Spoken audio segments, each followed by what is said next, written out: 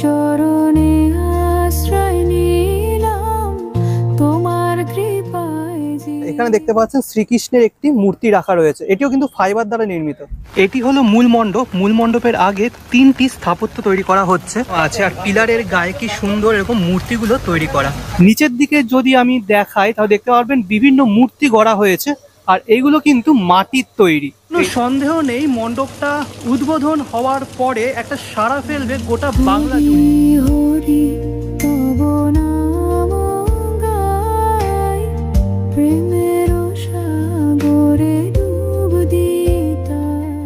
বন্ধুগণ কেমন আছেন আপনারা? আশা করি ভালো আছেন। বৃষ্টি ভরা একটা দিনে দীপাবলি 2025 সিরিজের অন্যতম একটি কালী পুজো ভিডিওতে আপনাদের সকলকে করি স্বাগত। আমরা সকলেই জানি কালী পুজোর কথা উঠলে সবার আগে যে শহরের কথা বা যে জায়গার কথা সবার আগে আসবে সেটি হলো বারাসাত।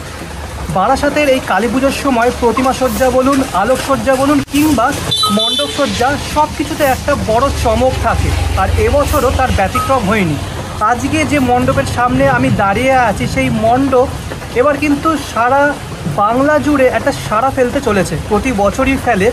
তো কোন মণ্ডপে এসি, আপনারা আসলে কি করে আসবেন, সমস্ত কিছু বিস্তারিতভাবে শেয়ার করেছি এই ভিডিওতে আপনাদের সঙ্গে। তাই ভিডিওটি একদম স্কিপ না করে লাস্ট অবধি দেখবেন, এবং ভালো লাগলে অবশ্যই লাইক, কমেন্ট, শেয়ার এবং সাবস্ক্রাইব করে আমাকে আশীর্বাদ অবশ্যই করতে হবে। তো চলুন শুরু করা যাক আজকের ভিডিও।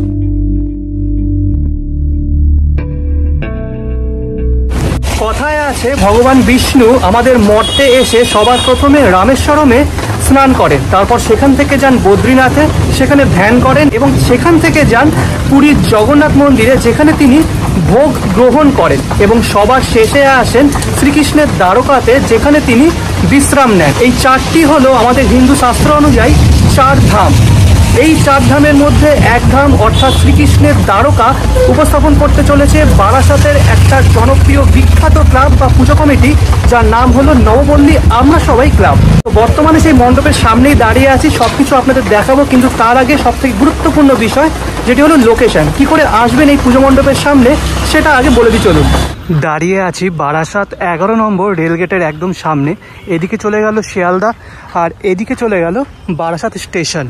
যারা হেঁটে আসবেন ভাবছেন, তারা বারাসাত স্টেশনে 4 বা 5 নম্বর প্ল্যাটফর্ম দিয়ে বেরিয়ে এই রাস্তা ধরে সোজা আসবেন, এসে উপস্থিত হবেন এই 11 নম্বর রেলগেটের একদম সামনে।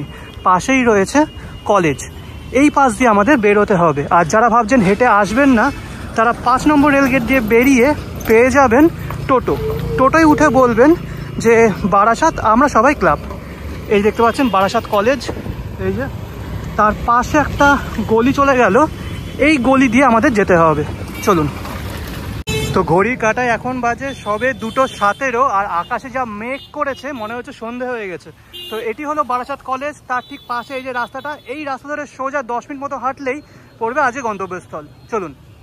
এবার হয়তো অনেকে ভাববেন যে এতটা পথ আমি হেঁটে যাওয়ার কথা কেন বলছি, কারণ কালী পুজোর সময় কতটা টোটো চলবে সেটা অনেক সন্দেহের বিষয়, তাই হেঁটে যাওয়ার পথটাও আপনাদের দেখিয়ে দিচ্ছি। তাছাড়া কদিন পরে আমি একটা রুট ম্যাপ বলে দেব যে কোন প্যান্ডেল থেকে কোন প্যান্ডেলে আপনারা সহজ উপায়ে যেতে পারবেন।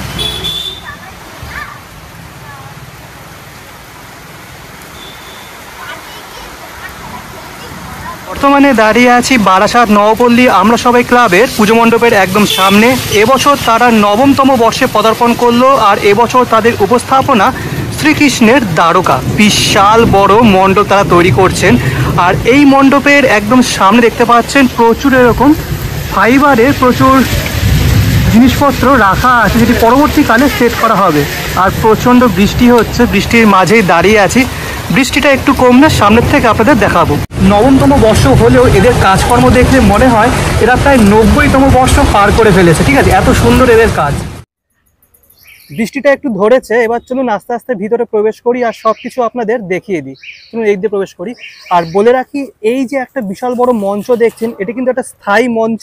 এখানে অনুষ্ঠান হয় সাধারণত, আর প্রতিমা থাকে মণ্ডপের ভিতরে। আচ্ছা, বিশাল বড় একটা মাঠ আছে, আর সেই মাঠে সমস্ত জিনিসপত্র মানে ফাইবারের জিনিসপত্রগুলো রাখা আছে। এখানে দেখতে পাচ্ছেন একজন প্রহরীর এরকম মূর্তি গড়া, এটি কিন্তু সম্পূর্ণ ফাইবার দ্বারা নির্মিত। এরকম স্ট্রাকচার আছে যেগুলো মণ্ডপের গায়ে সেট করা হবে। এর উপরে এরকম ক্রিম কালারের একটা রং করা হচ্ছে, তার উপরে ডিজাইনগুলো সেট করে সম্পূর্ণ রূপ দেওয়া হচ্ছে। ঠিক আছে, এই দেখুন। আর ওদিকে রয়েছে একটা বিশাল বড় সিংহ, এই যে বিশাল বড় একটা সিংহ রয়েছে। যে কোনো মন্দির বা স্থাপত্যর ক্ষেত্রে এরকম পিলারগুলো মেন আকর্ষণ, সেগুলো এখানে রাখা আছে আর এখানে রং করা হচ্ছে। আর এই যে স্ট্রাকচারগুলো দেখছেন এর গায়ে কি সুন্দর ডিজাইন দেখুন, খুবই নিখুঁত কাজ। এবার আসি মেন আকর্ষণের বিষয় যেটা, সেটা হচ্ছে এই স্থাপত্যগুলো। এই স্থাপত্যগুলো দেখে আপনার কোনো অংশে মনে হবে না যে এগুলো ফাইবার দ্বারা নির্মিত, এগুলো দেখে আপনার মনে হবে সত্যিকারের যেন পাথর দ্বারা নির্মিত। সব থেকে বেশি নজর কাটছে এই স্থাপত্যগুলোর গায়ে এই নকশাগুলো, এই দেখুন কি সুন্দর লাগছে। দেখুন এর উপর যখন লাইট পড়বে না তখন জাস্ট অসাধারণ লাগবে। শ্রীকৃষ্ণের একটি মূর্তি রাখা রয়েছে, এটিও কিন্তু ফাইবার দ্বারা নির্মিত, এর উপর রং করা হবে। এদিকে বিভিন্ন চূড়াগুলো রাখা রয়েছে যেগুলো মণ্ডপের একদম উপরে সেট করা হবে, এই যে এটা যেমন সেট করা আছে সেরকম ভাবে।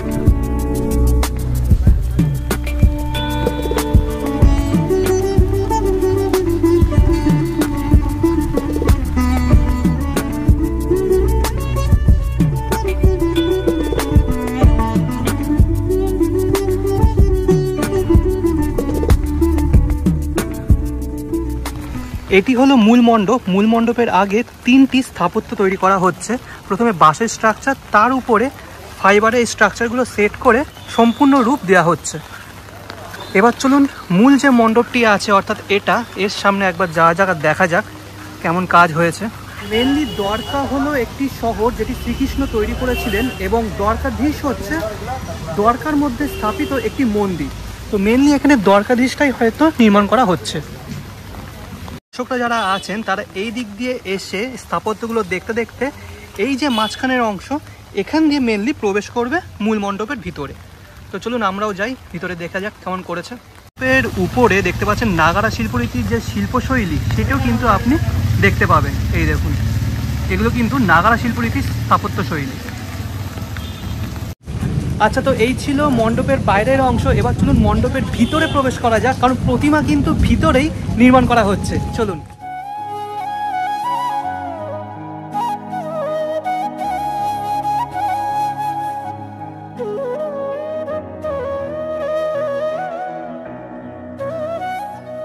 বর্তমানে দাঁড়িয়ে আছি মণ্ডপের একদম ভিতরে, আর প্রতি বছরের মতো এবছরও মণ্ডপের ভিতরে যখন আপনারা প্রবেশ করবেন আপনাদের চক্ষু চড়ক গাছ হয়ে যাবে।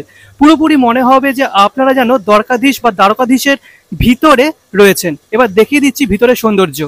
মণ্ডপের যে ভিতরের দেওয়াল সেটি দেখে আপনারা জাস্ট অবাক হয়ে যাবেন। যদি একটু জুম করি তাহলে দেখতে পারবেন উপরের দিকে ফাইবারের যে কাজগুলো সেটি এত সুন্দরভাবে তৈরি করা যে দেখে মনে হচ্ছে পাথর খোদাই করে তৈরি করা হয়েছে।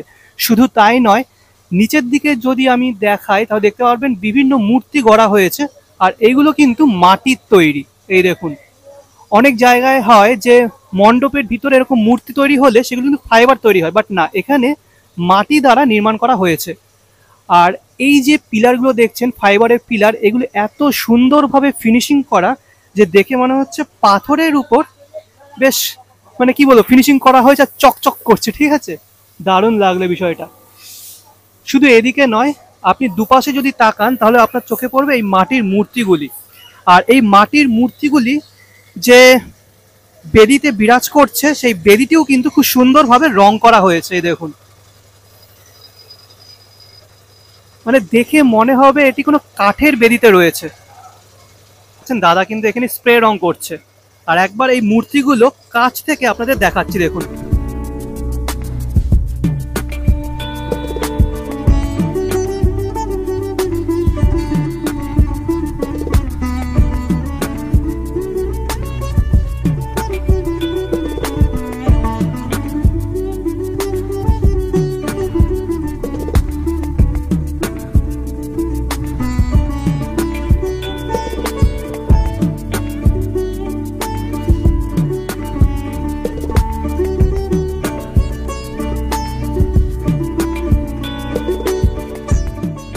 মণ্ডপের ভিতরে স্থাপত্য। এবার আপনাদের দর্শন করিয়ে দিই মণ্ডপের ভিতরে তৈরি হওয়া প্রতিমা। অসাধারণ কিন্তু করেছে আর বেশ উঁচু করেছে।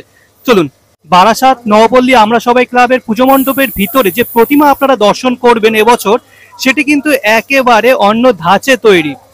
দেখতে পাচ্ছেন এখানে মাতৃ প্রতিমা চতুর্ভুজা এবং বাঁশি বাজাচ্ছেন, অর্থাৎ এখানে তৈরি করা হচ্ছে কৃষ্ণকালী। অনেক জায়গায় আপনি কৃষ্ণকালী দেখেছেন যে দাঁড়িয়ে থাকা অবস্থায়, এখানে কিন্তু কৃষ্ণকালী সিংহাসনে বিরাজ করছেন, আর বেশ বড়, প্রায় 12 থেকে 14 ফুট তো হবেই। আর উপরে দেখতে পাচ্ছেন প্রতিমা শিল্পী যিনি আছেন তিনি মাতৃ প্রতিমার রূপ দিচ্ছেন। অপূর্ব হবে কিন্তু এই পুরোপুরি কমপ্লিট হয়ে যাওয়ার পর। মাথায় যে মুকুটটা আছে সেটি দেখুন এখনই কত সুন্দর লাগছে, হাতে যে বাঁশিটা রয়েছে সেটি দেখে সত্যি মনে হচ্ছে যেন জীবন্ত কৃষ্ণকালী বাঁশি বাজাচ্ছেন। অপূর্ব অপূর্ব। প্রতিমা শিল্পী যিনি, তার কাছ থেকে শুনলাম যে এই প্রতিমার উচ্চতা প্রায় 17 ফুট। কৃষ্ণকালীর যে দুহাত, সেই দুহাত দিয়ে বাঁশি বাজাচ্ছেন। ডান হাত উপরের দিকে আছে কৃষ্ণের, যিনি ধরে আছেন, মানে ধরে রাখবেন চক্র। আর এদিকে কৃষ্ণকালীর মানে মা কালীর যে বাঁ হাত, সেটি দিয়ে ধরে রাখবেন খড়গ। শুধু হাত নয়, যে মালাটি আছে সেই মালাটিও কিন্তু অর্ধেক অর্ধেক করা, অর্থাৎ মালার অর্ধেক অংশ ফুল দ্বারা নির্মিত এবং অর্ধেক অংশ মা কালীর যে নরমুণ্ডের মালা সেটি দিয়ে নির্মিত। তো এখন ঠিক করে বোঝা যাচ্ছে না, যখন রং করা হবে তখন আপনারা যখন দেখবেন তখন কিন্তু অবাক হয়ে যাবেন।